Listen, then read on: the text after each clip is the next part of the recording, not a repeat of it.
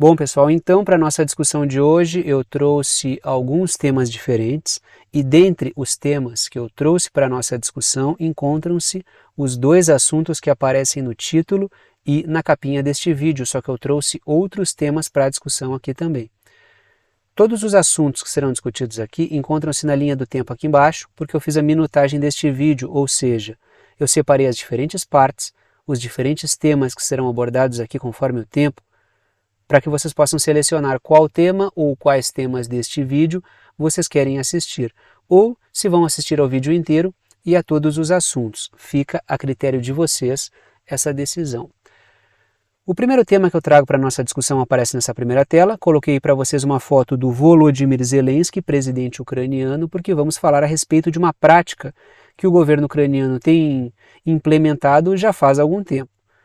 Quando a gente enuncia a coisa da seguinte maneira, como costuma fazer a mídia corporativa, que a Rússia, ou melhor, a Ucrânia está desrussificando por causa das operações militares russas na Ucrânia, existe algo de incorreto aí. Por quê? Porque mesmo antes do conflito começar na Ucrânia, a Ucrânia já vinha implementando esse tipo de prática contra a população etnicamente russa que vive no território, muitos dos quais viviam no território, já que muitos territórios que faziam parte da Ucrânia decidiram integrar-se à Rússia justamente por causa desse tipo de prática que tem sido implementada pelo governo, ou melhor, pelos governos ucranianos pós-Euromaidan. Vamos falar um pouquinho sobre esse assunto então. Que prática é essa que eu estou citando aqui? Coloco lá na parte superior da tela, dentro daquela caixinha preta, a Ucrânia segue desrussificando. Por que eu coloquei entre aspas? Porque isso é uma expressão utilizada pelo próprio governo ucraniano. Por isso que eu coloquei entre aspas ali. Trago uma matéria do The New York Times. Zelensky assina proibição de nomes de lugares russos em luta pela identidade nacional. A matéria continua. A ação na noite da sexta-feira foi a mais recente de uma série de medidas da Ucrânia para se distanciar de um longo legado de dominação russa.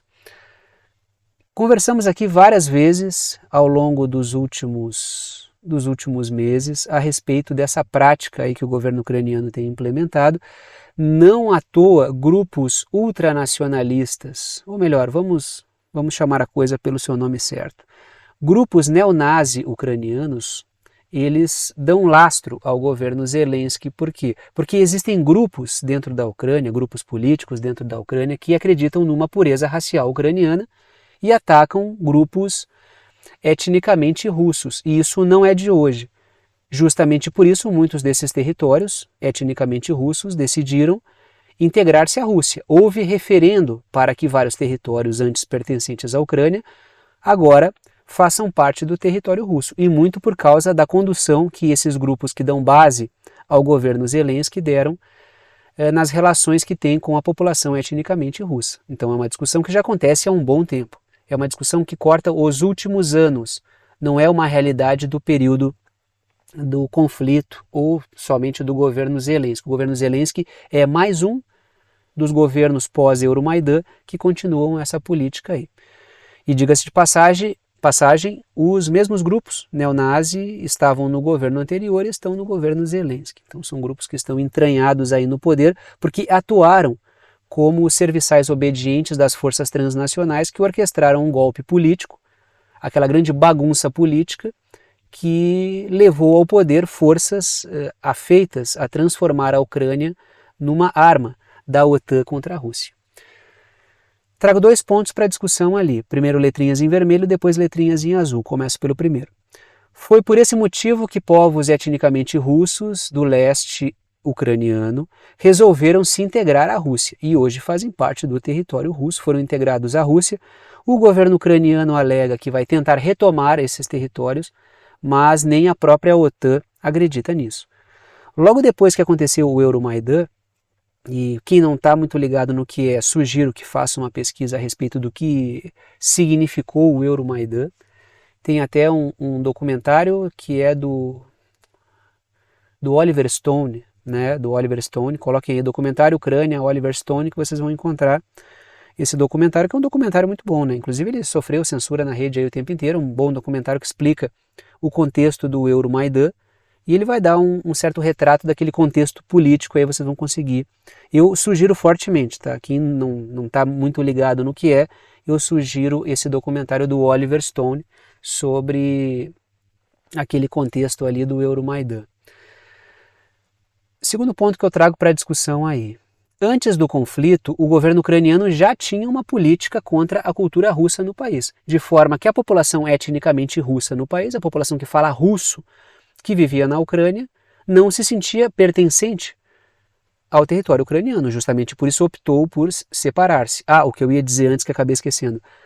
Tão logo aconteceu o Euromaidan, a Crimeia já tratou de se desligar da Ucrânia justamente porque sentia naqueles grupos que subiam ao poder essas forças anti-Rússia aí que estão se manifestando agora no seu estágio mais feroz, mas não estão conseguindo avançar muito aí porque a Rússia deu uma resposta a esses grupos, né? Não à toa a Rússia, logo no início do conflito, ela usou uma expressão que era desnazificar a Ucrânia e não desucranizar a Ucrânia. O objetivo nunca foi desucranizar a Ucrânia. O objetivo da Rússia nunca foi tomar de assalto Kiev e dominar a Ucrânia inteira, por variados motivos. Quem olha o teatro dos combates ali, o palco das ações militares russas, percebe que o objetivo nunca foi partir para cima de Kiev. O objetivo era o quê? Era garantir operações nessas regiões etnicamente russas da Ucrânia, muitas das quais não queriam mais integrar o território ucraniano, inclusive populações dessas regiões eram alvo de massacres, e dentro do possível tentar avançar e dominar posições no Mar Negro. Só que quando a coisa foi chegando em Odessa, a situação se complicou um pouco. Não sei se isso já saiu da prancheta da Rússia, mas existia ali a intenção de avançar em direção a Odessa, mas, digamos assim, seria um passo longo demais e a Rússia decidiu recuar. Mas o objetivo jamais foi, em momento algum, dominar a Ucrânia inteira, por causa do custo político, por causa do custo financeiro, por causa do custo militar. Muito embora a versão contada pela mídia corporativa seja justamente essa. A Rússia queria dominar a Ucrânia inteira, queria desucranizar a Ucrânia e acabou sendo repelida pelas forças da OTAN que apoiam a Ucrânia, quando o objetivo nunca foi esse, né? Quem acompanha o conflito desde o início, como a gente está fazendo aqui, sabe muito bem que isso nunca esteve na mesa. E desde o início eu falo, isso nunca esteve na mesa, porque nunca esteve na mesa, na verdade, né? Continuamos nessa discussão, aí uma foto do famoso e infame batalhão de Azov, que é um grupo neonazi, declaradamente neonazi, não sei nem se se pode dizer neonazi, são um grupo nazi, né? Porque eles têm conexões diretas com aquelas forças políticas que contribuíram com o Hitler no contexto da Segunda Guerra Mundial na Ucrânia. Eles têm um culto àquela ação ali, e por isso que a gente pode chamar de grupos nazi. Tem palavras de ordem nazi, tem cânticos nazi, tem símbolos nazi, são declaradamente neonazi. Inclusive o Zelensky, sendo ele um judeu, já participou de eventos neonazi e onde ele conquistou o apoio desses grupos aí que são, né, que hoje fazem parte das forças paramilitares ucranianas e muito massacraram a população etnicamente russa que vive e muitos dos quais viviam na Ucrânia, já que hoje integram o Estado russo. Aí está uma foto do batalhão de Azov. Eu não coloquei nenhum símbolo do batalhão de Azov aí, e vocês pesquisem símbolos do batalhão de Azov que vocês vão ver que eles têm símbolos nazi, entendeu? Eu não coloquei porque, logicamente, qualquer imagem remetendo ao nazismo pode levar o vídeo a... né, e eu não deixo ponta solta. No Facebook eu já me ralei justamente por explicar alguns conteúdos desses para os alunos. Eles pegaram conteúdos históricos no qual eu estava fazendo uma abordagem crítica e me chutaram do Facebook, falando que eu estava fazendo apologia ao nazismo, quando eu estava dando uma aula de nazismo para alguns alunos que eu tinha. Então não tem muito o que fazer.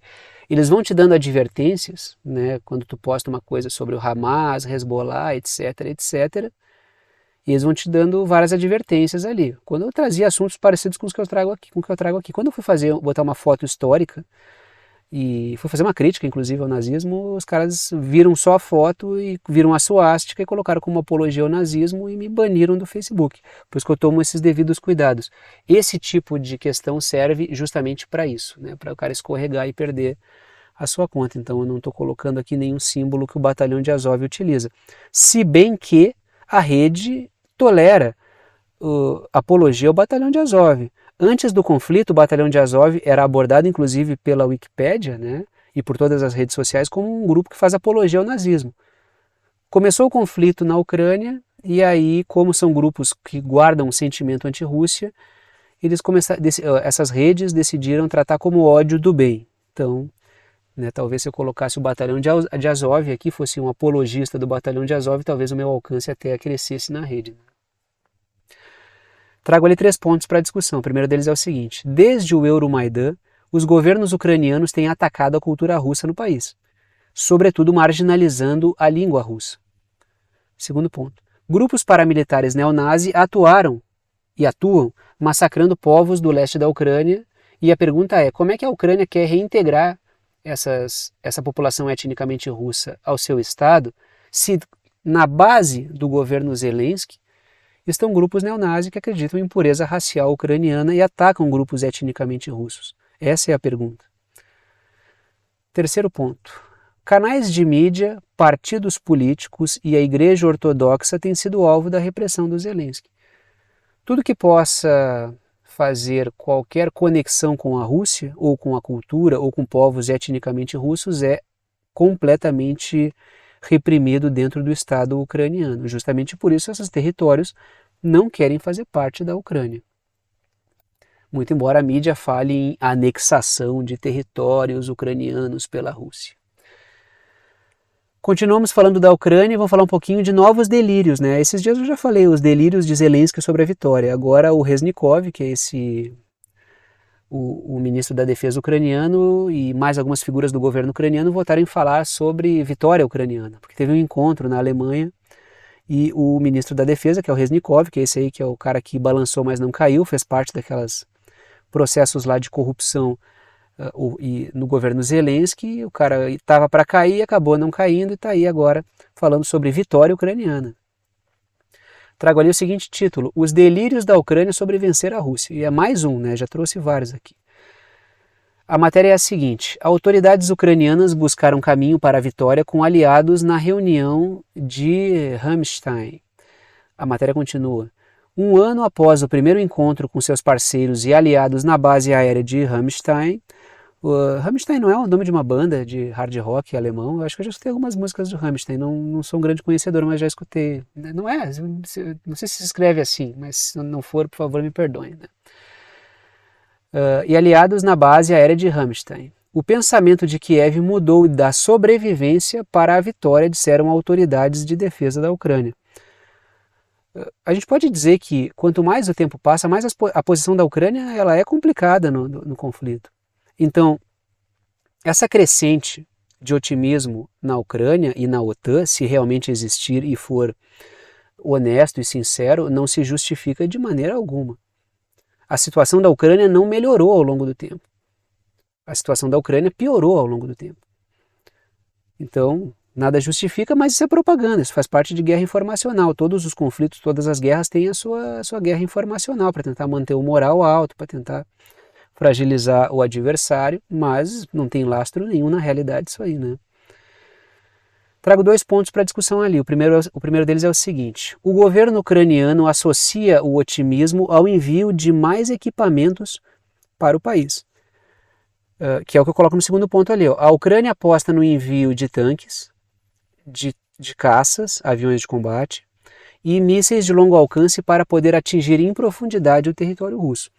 Só que a velocidade com que está se dando esse envio de equipamentos e a quantidade de equipamentos que estão sendo enviados não vão mudar muito o panorama do conflito.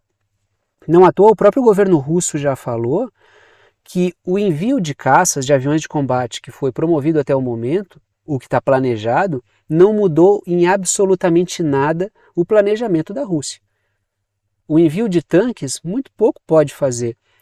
Perto do que a Ucrânia pediu, O que está sendo enviado de tanques para conseguir cobrir algum fronte de batalha é algo no estilo assim, ó, eu preciso de um oceano e vocês estão me mandando a coisa aí a conta-gotas. É mais ou menos por aí a situação do envio desse tipo de equipamento, entendeu? Então, esse otimismo ucraniano, vamos vencer porque estamos recebendo muitos equipamentos, eu não sei qual é o lastro que isso tem na realidade. Tanto é que, algum tempo atrás, aí discutimos aqui, esse mesmo Reznikov, quando ele falou, se eu não me engano, da chegada dos sistemas de defesa Patriot, né, que é o sistema de defesa patriota lá, de defesa aérea, ele falou que era um sonho ucraniano e tal, mas a quantidade de sistemas de defesa que estão sendo enviados é muito pequeno, cobre uma área, não cobre nem ali a careca do Reznikov, entendeu? Quando muito cobre ali a careca do Reznikov, mais o Zelensky, a esposa dele tirando foto para a Vogue no meio da cidade destruída. Mas de resto, não cumpre, não faz um grande efeito prático em termos de conflito. Então é muito mais propaganda mesmo, né? Falando em Patriot, tá aí o Lloyd Austin, que é um funcionário da Raytheon. Ele é um representante da Raytheon, que é a empresa de armas que produz o Patriot, que é um sistema de defesa de custo bilionário. E, logicamente, ele está à frente do Pentágono, então ele está no cargo certo para conseguir arranjar boas posições para a Raytheon e outras empresas de armas que bancarem, logicamente, o Lloyd Austin. Trago 3 pontos para a discussão aí. O primeiro deles é o seguinte: a OTAN tem descartado a chance de uma grande contraofensiva ucraniana, mas convém duvidar. A OTAN tem insistido tanto que não vai acontecer nenhuma grande contraofensiva, que pode ser que os caras estejam elaborando aí uma grande operação, não sei como vão fazer isso sem que a Rússia saiba, uma grande operação assim, surpresa para tentar reverter a situação ou tentar forçar a Rússia a negociar em condições piores. Mas até agora nada tem ficado muito claro sobre isso, né? Segundo ponto. Funcionários do setor de defesa da Ucrânia afirmam que a guerra está longe de acabar e que os caças serão decisivos para a vitória. Mais uma vez falando que o conflito não acabará no médio e longo prazo. Ou melhor, no curto e médio prazo. Que o conflito tende a perdurar. Os Estados Unidos, tempos atrás, já posicionaram aí que o conflito não deve acabar em 2023, a tendência é de que acabe apenas 2024 ou depois, que era basicamente os Estados Unidos se pronunciando que não querem que o conflito acabe em 2023. Terceiro ponto que eu trago aí, o lema "o mundo deve armar a Ucrânia" tem servido de mote para os Estados Unidos venderem muitas armas. Então, quanto mais continuar isso, mais a indústria de armas dos Estados Unidos ganha, os países vão enviando seus equipamentos, sobretudo equipamentos europeus da época soviética, para a Ucrânia, renovam os seus estoques e, para renovar os seus estoques, precisam comprar armas novinhas em folha da indústria de armamentos dos Estados Unidos, e por isso a figura do Lloyd Austin foi colocada aí. É um grande sistema de porta giratória, né? O cara sai da indústria de armas, ou nem sai, pede uma licença, vai trabalhar no Pentágono, depois ganha um cargo num think tank militar e assim por diante, né? É assim que funciona. Vamos continuar não, né? Agora a gente vai falar um pouquinho sobre a questão de Taiwan, né? Não vamos continuar nada, muito embora a gente vai falar da Europa, estávamos falando ali da Europa, conflito na Ucrânia, mas agora é a posição da União Europeia em relação ao que acontece em Taiwan. Coloco ali na parte superior da tela o seguinte título: União Europeia como uma célula da OTAN. Uma das funções no mundo das ideias que muitos grupos políticos europeus gostariam que a União Europeia tivesse era promover um reforço das soberanias dos países europeus e que pudesse fortalecer a Europa como um polo geopolítico real. Inclusive tem grupos que falam a respeito da União Europeia ter suas próprias armas para ser um pouco mais independente da OTAN, em relação à OTAN. O que é a OTAN? A OTAN são as oligarquias britânicas e estadunidenses furtando a soberania e a autonomia dos países europeus. É um grande coturno anglo-yankee, estadunidense e britânico, pisando em cima do pescoço da Europa continental.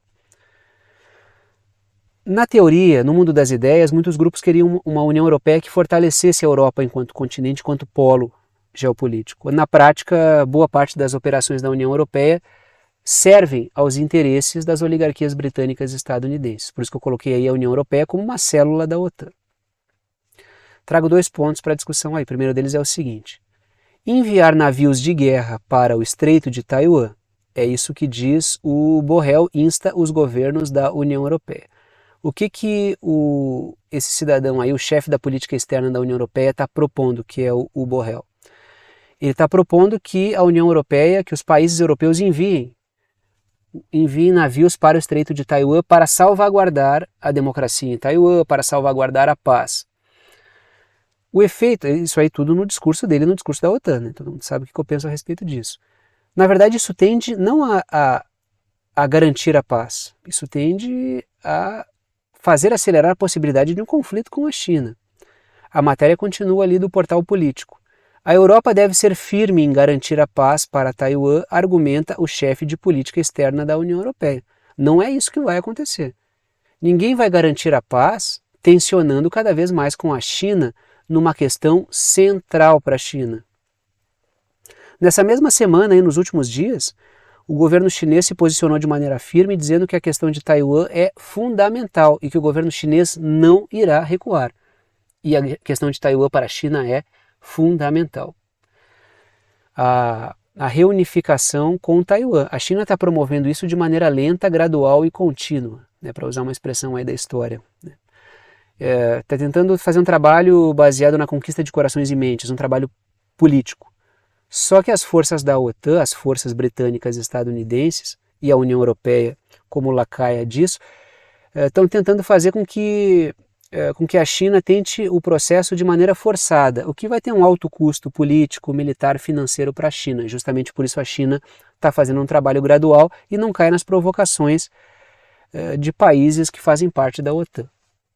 Trago aí 2 ideias para discussão. Está aí o mapinha com parte da China pintada em laranja e o Taiwan pintado de verde e o Estreito de Taiwan com um xizinho ali, que é aquela porção de água que separa Taiwan da China.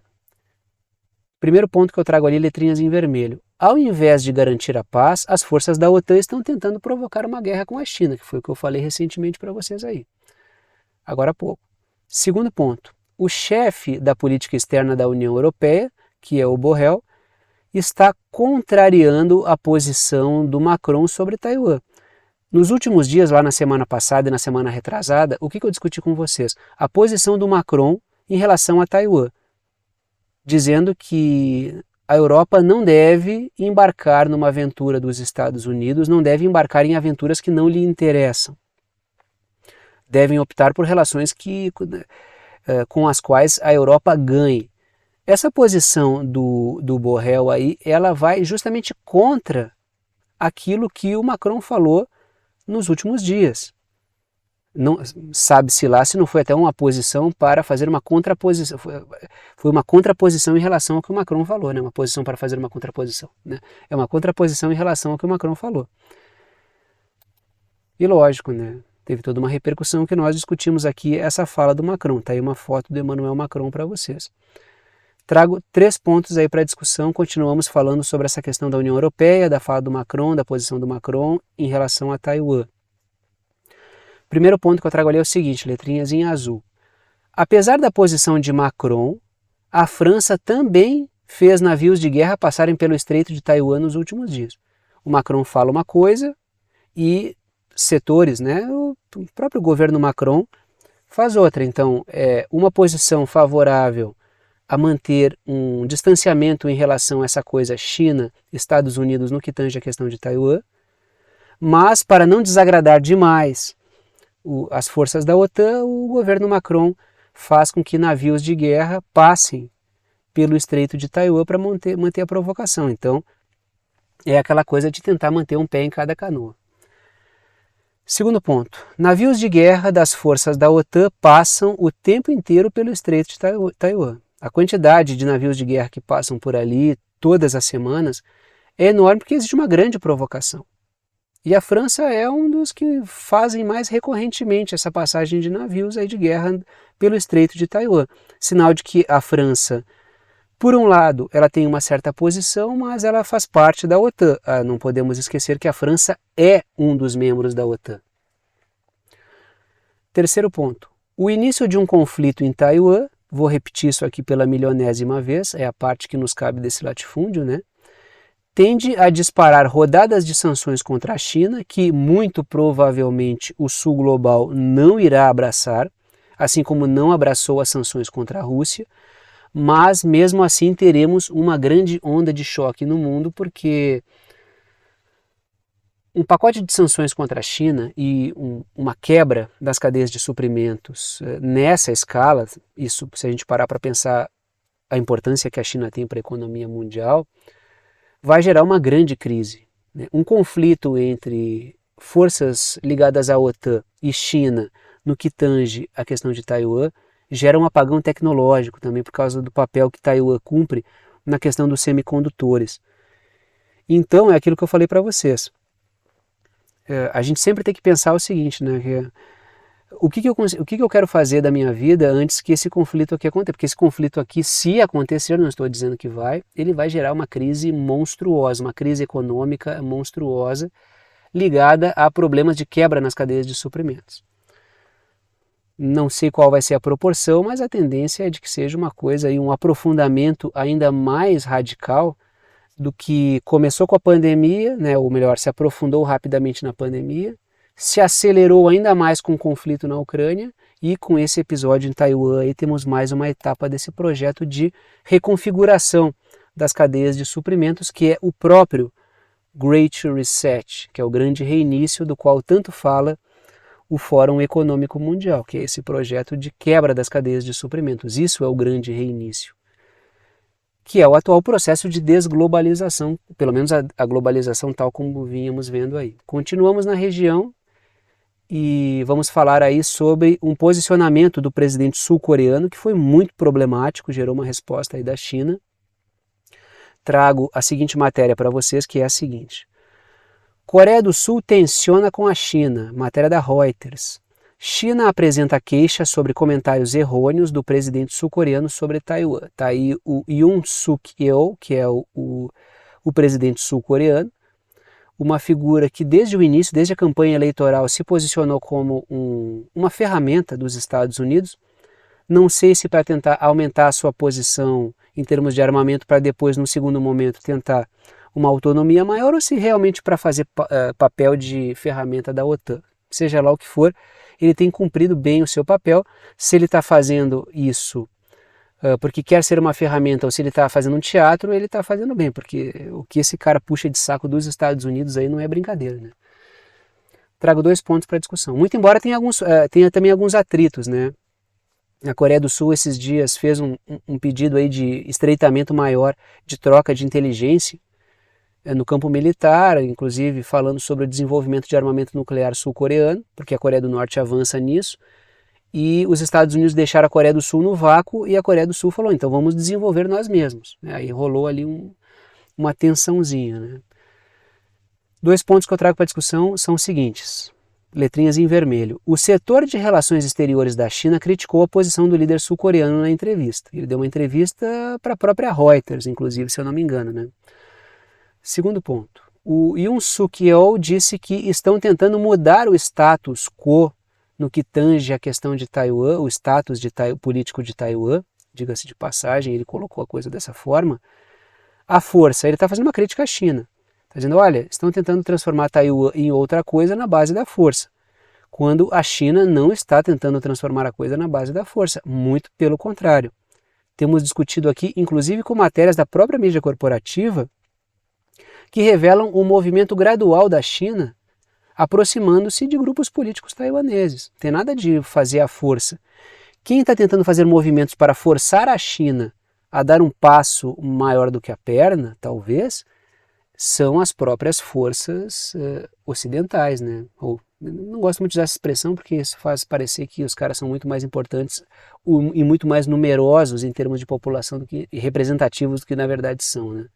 Acho que não cabe chamar muito de ocidental, mas de oligarquias britânicas e estadunidenses, que, diga-se de passagem, a gente separa o que é o povo dos Estados Unidos, o que é o povo britânico, do que são as suas oligarquias, né? As oligarquias, elas não têm pátria, elas não são apegadas a territórios, elas utilizam pessoas, territórios como ferramentas. A pátria dessas oligarquias é o dinheiro, é o poder. Por isso que eu chamo de oligarquias transnacionais. Esses caras utilizam, eles utilizam o discurso nacional muitas vezes, mas eles não têm nenhum compromisso com a população. Quando a gente fala de nação, a gente está falando da população, dos recursos que estão ali, mas os recursos para o usufruto da população. Soberania sem questão popular é um discurso vago, né? É uma mera retórica chauvinista. Então aí 3 países pintados, né? 3 países não, né? Então a China, a Coreia do Sul e o terceiro ali que o mapinha me permite pintar como país, que é Taiwan, que é integrante do território chinês, né? Taiwan é território chinês com autonomia administrativa. Então esse é o ponto aí, tá? Eu já ia botar a Coreia do Norte ali, mas eu não pintei a Coreia do Norte, tá? Então são 2 países pintados e um terceiro que o mapinha, que o aplicativo me permite pintar, que é Taiwan, que é parte integrante do território chinês, que praticamente todos os países no mundo respeitam. Os Estados Unidos reconhecem o princípio de uma só China. Não sou eu, Tiago, professor de geografia, que está dizendo que eu concedo à China o fato de Taiwan ser parte do seu território. Não sou eu que disse isso. Boa parte dos países reconhecem isso. O que a China está pedindo é que não comecem a ferir um princípio que foi reconhecido pelas próprias nações, pelos próprios Estados Unidos, que é o princípio de uma só China. Taiwan é parte da China, mas com autonomia administrativa. Trago 3 pontos para a discussão aí. O primeiro deles é o seguinte: o presidente sul-coreano disse que a questão de Taiwan é global. Na verdade é uma questão chinesa. Taiwan é parte do território chinês.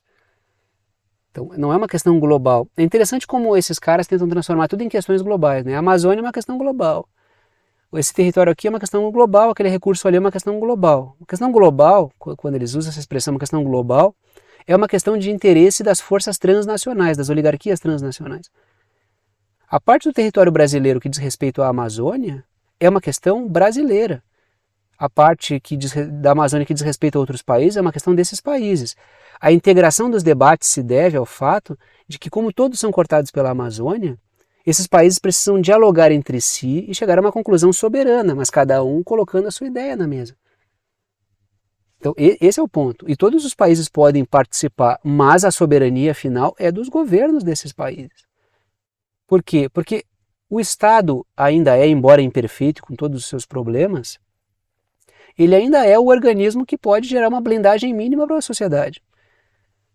A outra força para além do Estado que tem algum poder, e muito, são os interesses financeiros transnacionais, e tenho certeza. Esses não vão defender o povo de maneira nenhuma. A questão sempre é construir artifícios, ferramentas que a sociedade possa usar. Se alguém construir uma ferramenta para além do Estado que possa defender o povo e dar uma blindagem mínima para o povo, por favor. Agora, enquanto não se constitui isso, as forças transnacionais são as grandes forças poderosas para além do Estado. E essas são bem piores. Segundo ponto, a China criticou o fato do líder sul-coreano ter comparado a situação de Taiwan à da Península Coreana. Só que ali é uma questão completamente diferente. Isso colocado pela China, né? Que é o que eu coloco ali embaixo, a posição da China. Taiwan é parte da China, reconhecida por boa parte dos países do mundo. A Coreia do Norte é um Estado soberano, assim como a Coreia do Sul. Pelo menos a Coreia do Sul deveria ser um Estado soberano, né? O presidente sul-coreano nem sempre age como um líder de um Estado soberano, como vários líderes políticos não o fazem, né? De maneira muito pouco meritória. Só que, a princípio, a Coreia do Sul é um Estado soberano, embora ocupado pelos Estados Unidos, embora muito pouco podendo fazer uma política soberana, é um Estado soberano. Assim como a Coreia do Norte é um Estado soberano. Agora, se os políticos não agem como tal, isso até justifica a crise dos governos no mundo, né? Boa parte das pessoas não se identificam com os governos, e isso é uma questão que precisa ser discutida, né? Vamos falar um pouquinho sobre a Turquia, porque vocês lembram daquele ministro do interior, que é o Süleyman Soylu, que eu trouxe na semana passada para discussão aqui com vocês, que ele falou uma série de coisas muito interessantes que eu inclusive vou rememorar. Esse cara continua falando, tá? Eu vi que vários de vocês falaram, pô, esse cara falou muita verdade, e ele continua falando muita verdade, tá? Coloco ali. Novas críticas do ministro turco aos Estados Unidos. Sim, aquele mesmo que eu falei recentemente aqui. Trago ali a seguinte matéria. Ankara diz que os Estados Unidos estão tentando criar um estado terrorista perto da Turquia. Foi esse cara aí que falou de novo, tá? Então é ele que está botando a boca no mundo aí. E trago duas ideias para discussão a partir dessa fala dele. A primeira delas é a seguinte. O ministro do interior da Turquia, que é o Süleyman Soylu, não sei se é assim que se pronuncia, mas é assim que eu estou pronunciando, né? O ministro do interior da Turquia disse que a Turquia está impedindo que os Estados Unidos criem um estado terrorista. Eu coloquei ele curdo na região. Por quê? Porque a grande questão da Turquia nesse atual momento, é a questão dos curdos. O que está aproximando o governo turco do governo sírio, algo muito pouco, algo impensável para os últimos anos, mas que está acontecendo, é a questão dos curdos. A forma como as forças da OTAN manobram a causa curda para gerar problemas dentro de governos soberanos com os quais as forças da OTAN têm problemas. E a questão curda está sendo manobrada e o Erdogan está percebendo isso ao longe. A Turquia ela faz um trabalho para a OTAN ali, que é fortalecer grupos terroristas também, que atuam dentro de outros países, enfraquecendo. Fizeram isso em relação ao Bashar al-Assad, na Síria. Então a Turquia sabe muito bem como operar essas coisas. E sabe muito bem quando tem força e causa regional, causa nacional, que o vale é nacional no sentido de um grupo humano reivindicando uma independência de parte do território para si, sabe muito bem como a OTAN manobra isso, porque a própria Turquia atua dentro da OTAN fazendo isso. Ela atuou bastante fazendo isso na Síria. Então a Turquia já sente o cheiro disso a quilômetros. O que o Süleyman Soylu aí está falando é justamente isso.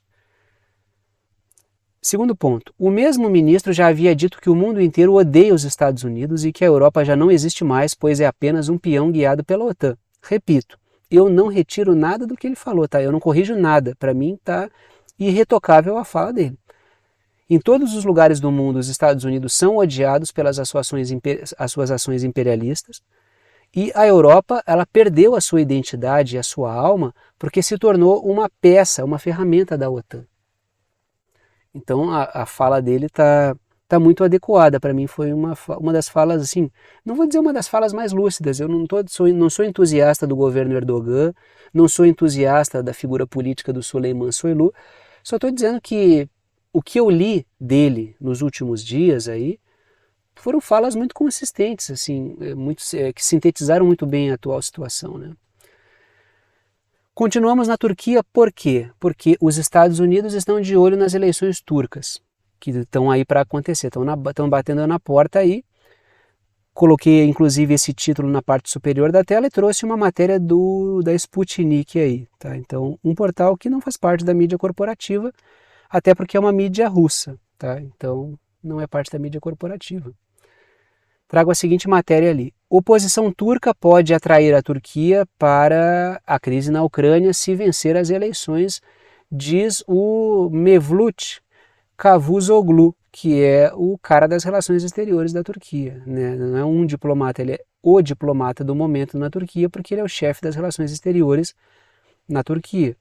Ele falou que uma vitória, claro, ele é parte do governo Erdogan, então ele é parte da situação e ele aponta que a oposição turca pode arrastar a Turquia para o apoio à OTAN mais aberto e a entrar de um lado no conflito, fazendo com que a Turquia saia dessa sua posição confortável na qual se colocou. Diga-se de passagem, a oposição ela teve que responder a isso e elogiou um monte a situação, pelo menos nesse ponto de que tem se posicionado de maneira adequada no conflito e diz que não vai fazer muito diferente. Trago ali dois pontos para discussão. O primeiro deles é o seguinte: a oposição afirmou que não irá se afastar da Rússia, como o governo Erdogan está afirmando, e manterá a política equilibrada sobre a Ucrânia. Vai manter a Turquia em cima do muro, vai manter a Turquia com um pé em cada canoa. É isso que a oposição está dizendo, enquanto... Eu acho que eu falei sobre isso até na semana passada, ou retrasada, até me corrijam se eu estiver errado. Eu fiz uma fala aqui, eu trouxe uma notícia, se não me engano, sobre os Estados Unidos se encontrando com a oposição turca. E inclusive eu acho que o Erdogan fez algumas falas críticas em relação a isso, né? Segundo ponto, os Estados Unidos estão cortejando a oposição a Erdogan, tentando cooptar, claro, porque o governo Erdogan é muito ensaboado, né? E as relações do Erdogan com a Turquia não, né? Com a Rússia, melhoraram muito depois que foi a Rússia que avisou que ele ia sofrer um golpe político alguns anos atrás aí, né? Impediu que ele sofresse um golpe, não um golpe político, um golpe militar mesmo. O cara foi alvo de um levante ali, se antecipou e acabou conseguindo contornar e até hoje é governante da Turquia. A Rússia foi responsável por avisar o Erdogan ali, né? Que aconteceria isso. Foi durante o governo do Obama, né? Foi durante o governo do Obama. Tá aí a Turquia pintada no mapa e eu trago 3 pontos para discussão aí. O primeiro deles é o seguinte: o governo Erdogan tem se recusado a sancionar a Rússia, embora faça parte da OTAN. Ela vota junto com a OTAN, condena a Rússia, etc, etc, etc, mas ela atua de uma... Claro, até porque ela não poderia se posicionar ao lado da Rússia, né? Ela nem continuaria por muito tempo na OTAN. Mas ela vota junto com a OTAN, mas ela não, na prática, materialmente, ela não vai sempre com a OTAN, entendeu? Ou melhor, ela não vai quase nunca com a OTAN. É um membro da OTAN muito problemático, talvez seja o membro da OTAN mais problemático hoje, né? A gente tem a Hungria, mas eu acho que concretamente a Turquia é bem mais problemática porque ela atuou mediando as relações, até botei ali no segundo ponto. A Turquia tem se apresentado como uma mediadora do conflito entre Ucrânia ali e Rússia, como ela fez no caso dos grãos ali, que ela conseguiu garantir o escoamento dos grãos pelo porto de Odessa, lá pelo Mar Negro, os grãos ucranianos, e era parte do projeto da OTAN, porque servia ali para uma reformatação das cadeias de suprimentos ligadas à questão alimentar. Ela ferrou com o projeto das oligarquias britânicas e estadunidenses, essa mediação da Turquia, entendeu? Então, a Turquia é um membro muito problemático da OTAN. Terceiro ponto, justamente por isso o governo dos Estados Unidos tem tentado fragilizar a posição do Erdogan. Não sei se vão conseguir, porque o governo do Erdogan é um governo que tem uma habilidade política muito grande. E repito, não sou entusiasta do governo Erdogan, só estou apontando... É uma observação técnica, não é uma observação apaixonada, ideológica, tá? É uma posição meramente técnica. Boa parte das figuras que eu digo aqui que são habilidosas politicamente, eu não tenho nenhum apreço, assim, ideologicamente falando, pelos caras, né? Como, assim, visão de mundo que eu tenho, né? Por eles, assim, só estou trazendo uma avaliação técnica, né? Para mim, se colide pontualmente com o projeto da OTAN, tá tudo bem, não que eu tenha que defender tudo daquele governo, mas aquele ponto ali eu acho interessante, né? Os Estados Unidos estão de olho também nas eleições paraguaias. Por quê? Porque vai ter eleição no Paraguai e a sucessão presidencial ela pode ser fundamental para a posição do Paraguai no que tange a questão de Taiwan. O Paraguai está salivando aí para melhorar suas relações com a China, para isso ele precisa mudar sua posição no que tange a Taiwan. E é muito provável que seja lá quem ganhe essas eleições no Paraguai, vai ter que mudar a posição do Paraguai. Por quê? Porque é muito vantajoso para o Paraguai mudar a sua posição geopolítica. Aproximar-se mais da China e afastar-se um pouco mais de Taiwan é fundamental para o Paraguai. Não tem por que o Paraguai não fazer isso. A única coisa que explica o Paraguai manter a sua posição, a posição que tem mantido aí, é a pressão dos Estados Unidos sobre o governo paraguaio. Caso contrário, não há motivos. É justamente por isso que a forma como a China tem construído as suas relações, ela está fazendo com que os países latino-americanos percebam que é negócio transacionar com a China. Não tem nada a ver com alinhamento geopolítico, ideológico, formação de um bloco pró-China ou socialista. Tem a ver com o quê? Tem a ver com interesses práticos, diretos, econômicos, de crescimento do país. Não à toa, o que acontece? A gente está vendo toda a América Latina com um flerte muito forte em relação à nova Rota da Seda. Por quê? Porque são os seus interesses práticos que estão falando aí. É vantajoso, enquanto os Estados Unidos seguem naquela lógica. Blá, blá, blá ideológico, democracia, liberdade e o dinheiro não pinga na conta, não tem investimento, não tem parceria. É só blá, blá, blá. Não à toa, os próprios articulistas ligados à OTAN, já li vários artigos no Atlantic Council, que é um centro de estudos da OTAN, falando que os Estados Unidos precisam mudar essa conduta. Eles não estão conseguindo se aproximar do sul global dessa maneira. Trago ali a seguinte matéria do South China Morning Post. Taiwan está prestes a perder o Paraguai, seu último aliado na América do Sul. É uma pergunta, né? Taiwan está prestes a perder o Paraguai, seu último aliado na América do Sul? Aí a matéria traz 2 pontos ali. O primeiro deles é o seguinte: as pesquisas têm candidatos empatados na corrida presidencial, então a gente vê mais um empate aí, né? Isso vai gerar problemas para quem vencer. Com Efraim Alegre da oposição prometendo cortar relações com Taiwan, Taipei, né? A matéria continua. Seja qual for a vitória, cresce a pressão dos maiores setores econômicos do Paraguai por uma mudança nas relações diplomáticas com Pequim. O que a gente poderia ver há um tempo atrás.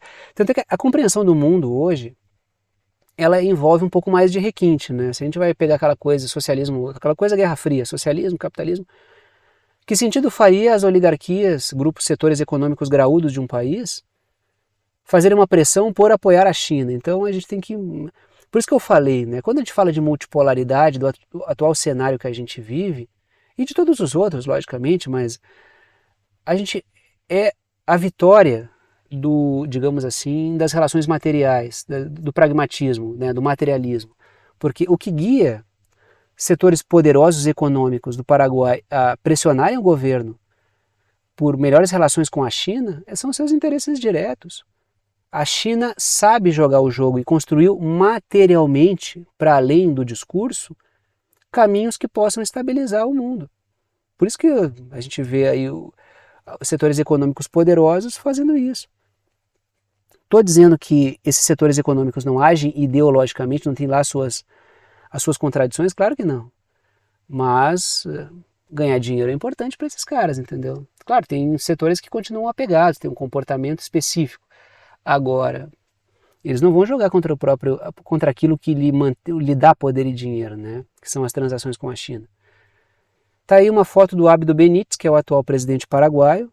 Não se sabe se ele vai fazer sucessor ou não, né? Mas enfim. Primeiro ponto que eu trago ali. O fato é que qualquer governo que subir ao poder será pressionado para se afastar de Taiwan. Por quê? Porque existe um grande interesse econômico em relacionar-se com a China. Segundo ponto, a atual condição do Paraguai atrapalha o seu comércio com a China, retendo seu crescimento. A atual condição é a aproximação em relação a Taiwan. Está aí o Paraguai no mapa, pintado de amarelo ali, para a gente colocar o Paraguai no mapa, e eu trago 3 pontos para discussão aí nessa última imagem do vídeo de hoje. Primeiro ponto é o seguinte: sobretudo os setores agrícolas ganhariam muito se as relações com a China fossem melhoradas, ou ganham muito se as relações com a China forem melhoradas, né? 2 construções diferentes aí. Por quê? Porque a China demanda produtos agrícolas. O Brasil, né? Temos o caso brasileiro aqui, né? Aí a gente vai pegar o seguinte caso, né? Começa um conflito lá em Taiwan. Aí existe uma pressão estadunidense para que o Brasil sancione a China, evidentemente, como em todo o sul global. Vocês acham que as oligarquias agrárias brasileiras, as elites agrárias brasileiras, vão posicionar-se? Não, eu sou anticomunista, embora sejam anticomunistas no seu discurso. São sim, mas você acha que eles vão defender uma posição? Não, vamos sancionar a China e vamos abraçar os Estados Unidos? Os Estados Unidos compete com o Brasil em mercados agrícolas chineses, pelos mercados agrícolas chineses, entendeu? Então a questão é pragmática aqui. Esses caras sim, tu vai conversar com eles, vai sentar para conversar, podem ser anticomunistas, inclusive guardam um neomacartismo assim e tal, muitos desses setores ruralistas, mas, né, não rasgam dinheiro e não vão se posicionar desse modo. No Paraguai é a mesma coisa. Essas forças aí, embora possam ter lá a sua tendência político-ideológica, eles não... A China conhece muito bem, né? A China sabe muito bem qual é a força desse movimento concreto da história aí, né? Segundo ponto, além disso, os investimentos chineses, sobretudo tecnológicos e infraestrutura, no Paraguai podem promover o crescimento que o Paraguai precisa. Terceiro ponto, os Estados Unidos tendem a fortalecer a situação, que é o Partido Colorado, que é o partido do Abdo Benítez, é o que seria o sucessor do Abdo Benítez ali. Só que não existe nenhuma garantia de que o próprio Partido Colorado não vai ser forçado a mudar a sua conduta, né? Então, dito isso, chegamos ao momento final do vídeo, o momento urso da bunda caída, que é aquele momento de passar o chapéu para quem quer, pode e gostaria de apoiar o canal aí, né? Que é o momento do apoio financeiro. Pode apoiar por boleto bancário ou cartão de crédito através da plataforma Apoia-se. Está aí o endereço do Apoia-se, o link está na descrição embaixo do vídeo também. Pode apoiar através do Pix, a chave Pix está aí. Tem gente que coloca o telefone como chave Pix, tem gente que coloca o CPF, o CNPJ como chave Pix.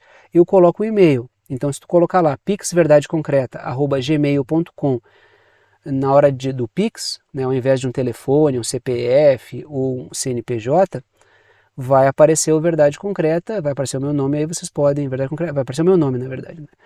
Aí vocês podem fazer uma doação para o canal, quem quiser. Tanto pelo boleto, cartão, quanto pelo Pix, pode ajudar com o valor que quiser. É uma ajuda solidária, ajuda quem quer e ajuda com quanto quer, e o conteúdo fica aberto para todo mundo. Tem funcionado assim e eu agradeço a todos que apoiam solidariamente o canal. A última forma de apoio é o Seja Membro. Apoia aqui pelo YouTube, tem algumas faixas de valor ali, um botão Seja Membro fica embaixo do vídeo. Qualquer uma das formas de apoio é bem-vinda e eu agradeço a todos vocês por esse apoio. Vou parando por aqui e tchau para vocês.